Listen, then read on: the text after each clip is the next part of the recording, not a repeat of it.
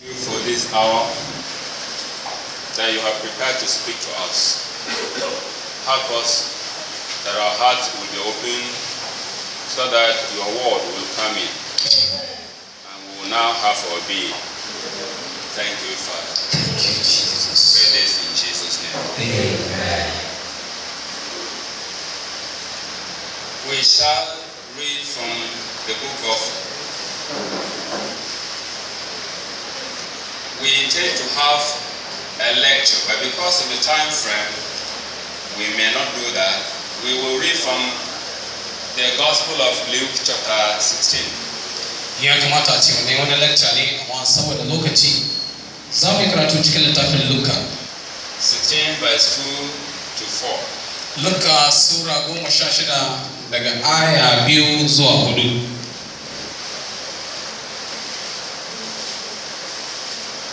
If we have found, I will read. Idan mun samu zan yi karatu. Verse 2 of Luke says, So he called him and asked him, What is this I hear about you? Give an account of your management, because you cannot be manager any longer. The manager said to himself, What shall I do now? My master is taking away my job. I am not strong enough to dig. I am ashamed to beg. I know what I will do so that when I lose my job here, people will welcome me into their houses. Titus chapter 1 verse 7. Titus chapter 1 verse 7.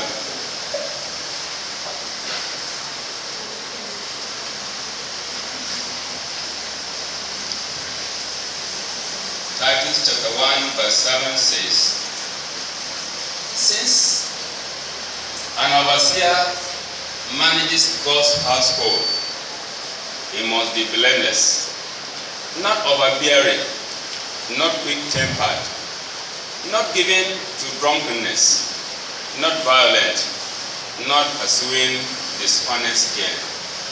The Lord bless the reading in Jesus' name. Amen. As we have heard we have received the message from the song, or from the song, where, virtually we are looking for peace.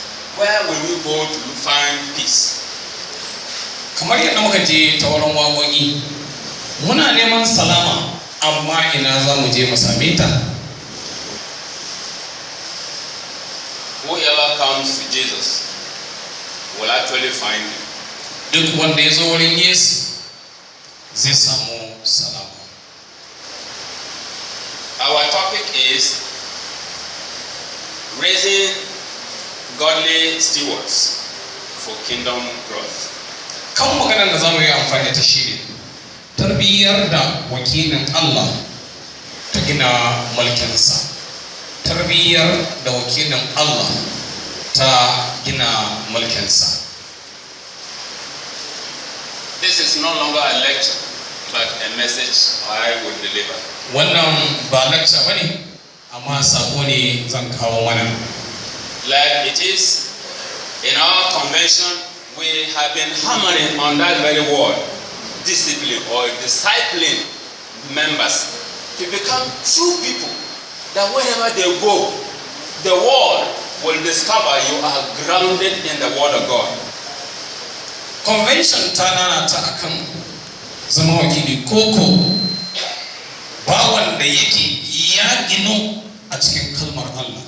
In these two passages we read, the first passage we read is about the wise steward who manages the responsibility given to him by his master. But then the master discovers the servant is becoming unfair to the responsibility, and so the job was to be taken away from him. He used his own wisdom to do something that even when he is no longer maintaining the work, he will at least go to his customers and be welcome.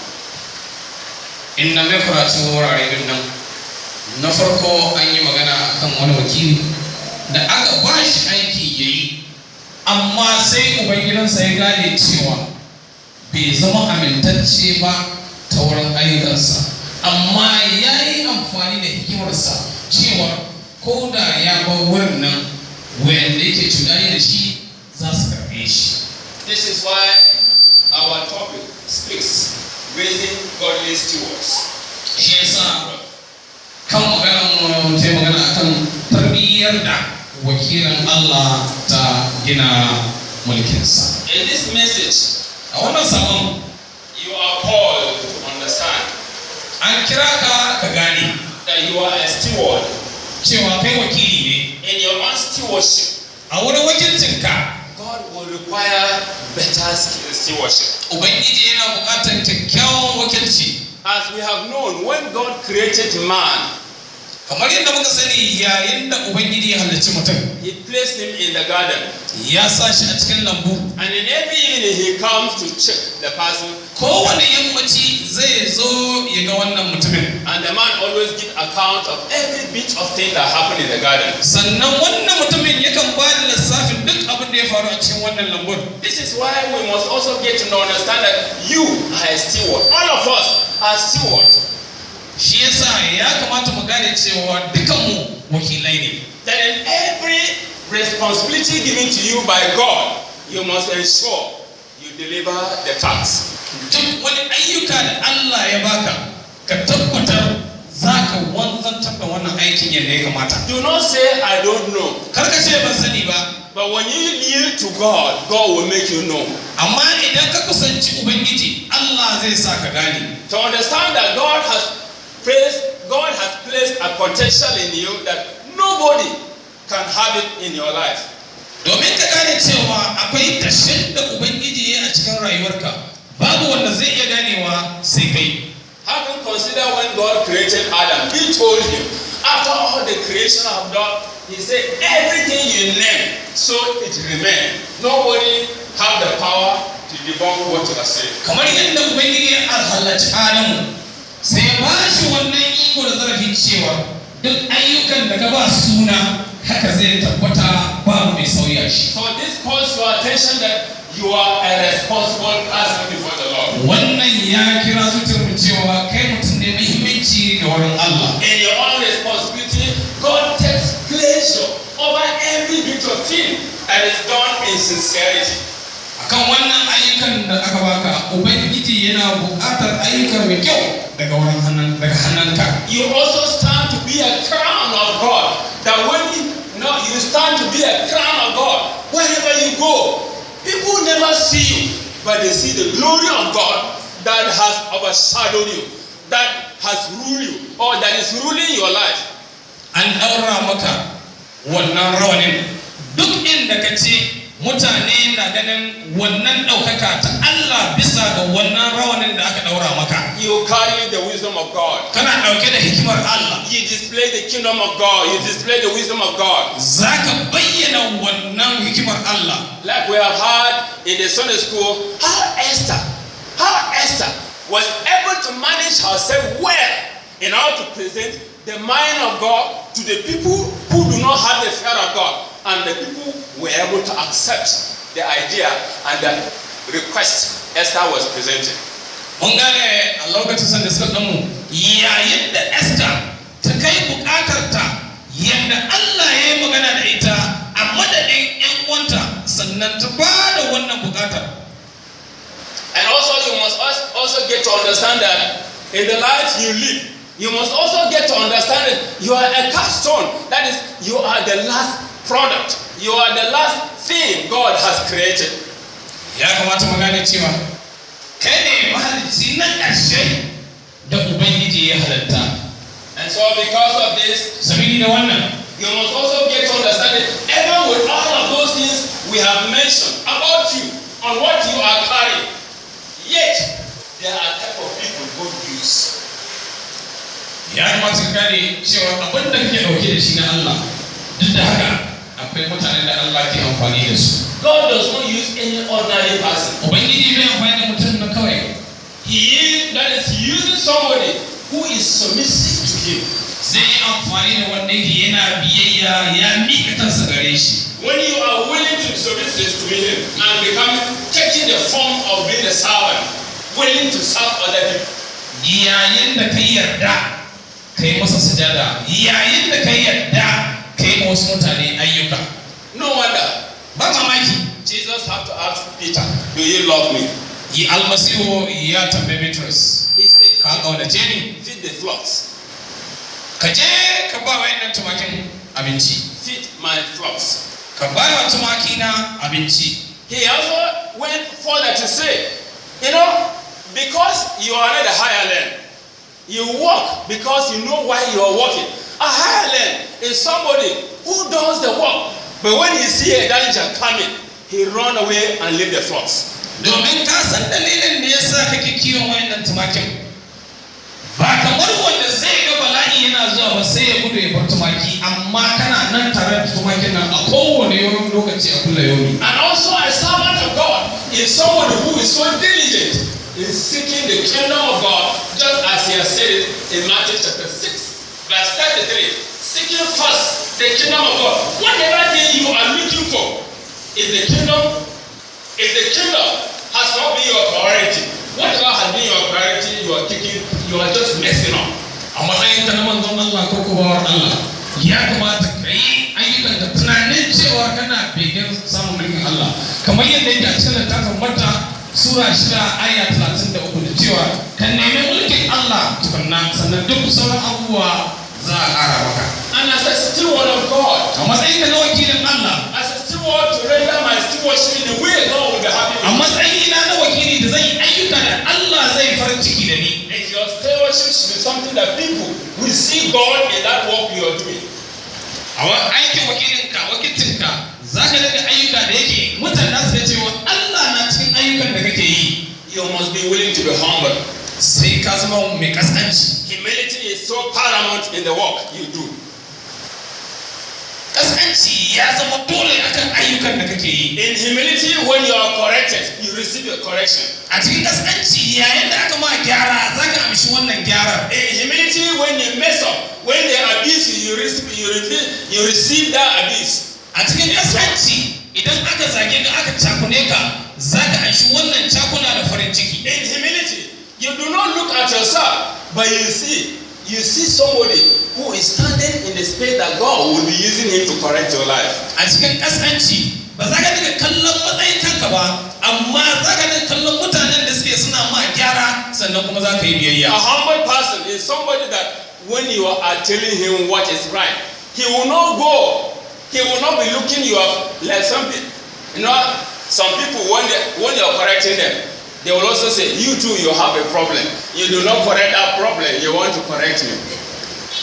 Yayin da mutum ke baka shawara ko kake sai ma gyara, amma wanda kake ma gyara sai ya dinga gaya ma cewa ai kai ma kana da kuskure, ka je ka gyara kuskurenka kafin ne ka zo ka dinga min gyara. A humble person Mutumi is that person God uses. wanda ya kaskantar da kansa shi ne wanda Allah ke amfani da shi. And also the next category are people with integrity. Mutane masu matsayi. People with integrity. Mutane masu matsayi. Masu mutunci. When you are a man of integrity, Idan kai mutum ne mai mutunci. Daniel exemplified himself when he was in a foreign land. Daniel ya nuna kansa yayin da yake ƙasa da ba nasa ba. He was told to worship the idol of the king, and he said, and his brothers, we will never worship. Even if God refuses receiving our request, we are willing to die for. A ƙasan babanci, Daniel an ce masa, Yesu jana ga wayannan gumakan da aka aje, amma Daniel ya gaya masa, da ni da jama'ata ba za mu yi wannan ba. The second decree came that Daniel and his brothers must worship their God. And Daniel said no. He said, let me be praying for my God. Now the fact is that Daniel, because of his reputation, because of his good record, he stood the test and overcome everything. Doka ta biyu ta zo, amma Daniel ya ce ga Allah na ɗaya shi zai yi bauta ba ga wani ba, sabili da kyakkyawan ayyuka da ke tare da Daniel.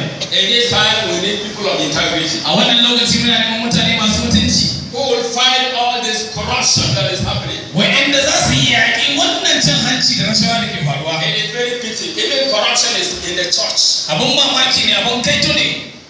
cin hanci na cikin ikkilisiya. Where justice is supposed to be played, Inda yake adalci ya kamata a nuna ta. we see injustice in the church. Za ka ga rashin adalci a ikkilisiya. Members have not been well cloned, have not been well cultured because of this very attitude. Membobi ba su samu tarbiyya ba, membobi ba su samu gina cikin kalmar Allah ba saboda waɗannan ayyuka. We have lost our integrity. Mun yarda mutuncinmu. That is why you find a believer, a little thing, he will say, I swear to God, while he has spoken what is not true. Shi yasa mai bi da ana cikin magana sai na rantsi hada Allah kuma kalmar nan ta ƙarya ce. And maybe you happen to be somewhere and something is happening, you say, Jesus, as if it's a good person who is standing in the Lord. Ko wani abu ya samu ya faru daga sai ka ce Yesu kamar kai wani mutumin Yesu ne daga You must also live a sanctified life. Za ka yi rayuwa ta tsaftanci. A sanctified life. Yaruwa ta tsakaranci. Live a life of holiness. Ka yi rayuwa ta tsarki. Without holiness, we cannot see God. Idan babu tsarkaka ba za ka ga Allah ba. Without holiness, we can never see God. Idan babu tsarkaka ba za ka ga Allah ba. The Lord desires that. Ubangiji yana bukatar wannan.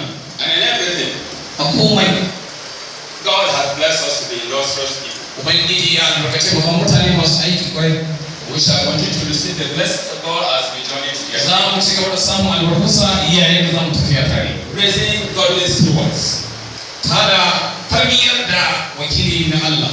Raising godly stewards that will grow the kingdom of God. Tarbiyyantar da wakili na Allah da zai gina mulkin Allah. The church is no longer growing. That is why nowadays, sometimes our focus is diverted towards, let me get plenty people and have plenty money. But we do not value the spiritual life of the people. We only target our mind. We want to get fat offering. When offering is coming so big, that is when we will be told we are doing this thing. We are busy building mushrooms, and we are not building lives. And that is why God is angry with the church. We are not doing the best. We are not doing what is required. Ikkilisiya ba ta yin abin da ya dace, amma muna neman jama'a, muna buƙatar baiko mai kauri, ba mu gina zuciyar mutane, amma muna gina gidajen da za mu zauna. God needs your life and not your money. Ubangiji yana buƙatar rayuwarka ba kuɗinka ba. When your life is submitted to God, God will use you wonderfully. Yayin da ka miƙa rayuwarka zuwa ga Allah, Ubangiji zai aiki da kai wurin mamaki. I pray that all of us will key to doing what God desires of us. Addu'a shi ne dukkanmu za mu yi daidai ga ayyukan Allah. Blessed Father, we thank you for this message. As you intend to raise us to be godly stewards, grant us the heart to follow you. Amen. Grant us the heart to learn from you. Amen. Help us to be true servants of God. Amen. People with humility, Yes. people with integrity, and people who live a sanctified life. Help us that at the end we will finish well. Amen. Thank you, Father. Thank you, Praise in Jesus. Jesus' name. Lord, let's go now.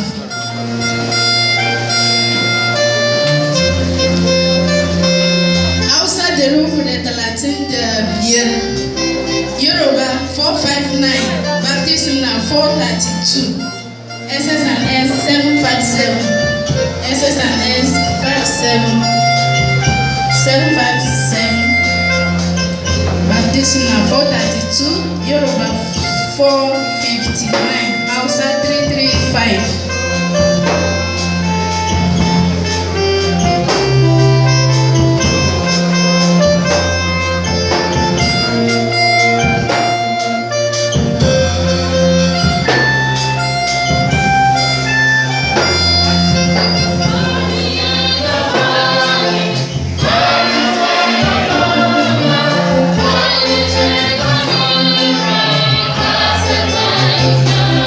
Thank you.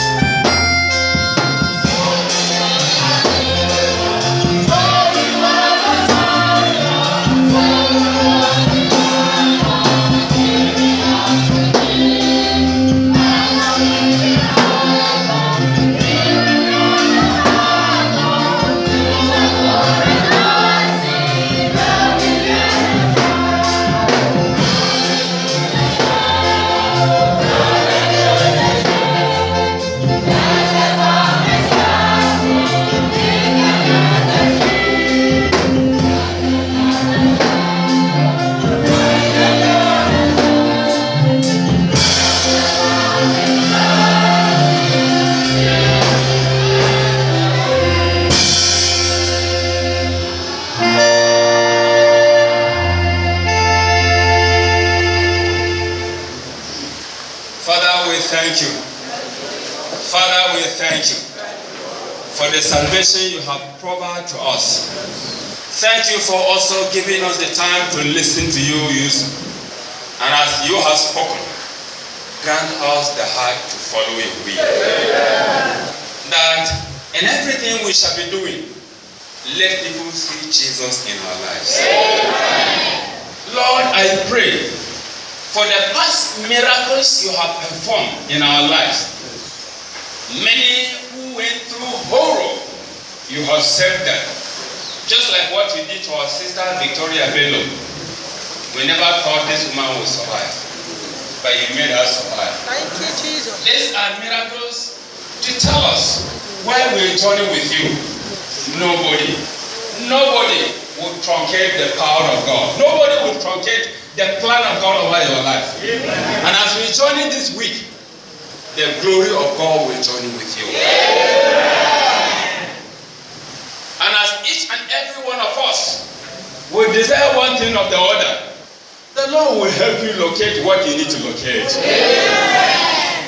That of every devices the enemy has set on your way, will terminate those forces of the enemy. That you will have victory over them. You will triumph over them. The issue of coronavirus, Lord, will crush them. Lord, we dismantle its power. We dismantle its power. Cause them to do nothing. And as your sons and daughters move around, Father, we immune their body with the blood of Jesus. The power of God shall stand for you. The power of God shall speak for you. The power of God shall meet your needs. And even in an area where you have been having some challenges in life, may the Lord meet your needs. Allah ka biya bukatunmu. Allah ka biya bukatunmu. Kamar yadda ka yi magana, Allah ka sa mu yi biya da kai. Mu zama masu biya da kai. Albarkanka da ka aninta domin ba yayanka, shaidan ba zai ɗauke shi ba. Za mu yi tafiya, bari tafiyar mu ya zama da nasara. Abinda za mu ci ka tara da mana. Nufe-nufe na mugun mutum game da rayuwarmu, Allah ka ba shaidan nasara. Ka sa mu yi nasara kan mugun mutum. Ka sa mu yi nasara kansu. Allah ka bashe su a hannunmu. Wannan ciwo na corona, Allah muna roƙonka ka karyata garkiyanta. Allah ka karyata ƙarfi na wannan ciwon corona. Ana fadin shi yanzu ya zo kusa da mu. Muna roƙonka jikunan namu, Allah ba zai zama jiki wanda corona zai zauna ba. Ka sabunta jikunan namu. Ka albarkaci jikunan namu. Inda za mu sa kafa ka sa kafa wuri. Abinda za mu ci Allah ka tsarkake shi. Allah mun gode. Yayanmu ka sa musu albarka. Mataye namu ka sa musu albarka. Mazaje namu ka sa musu albarka. Allah muna roƙonka membobinmu ka sa musu albarka. Allah muna roƙonka Krista gaba kida ka sa musu albarka. Ka taimake mu. Ka sa mu yi zaman lafiya da makwabtanmu. Mun gode. Alherin wurin Yesu Kristi.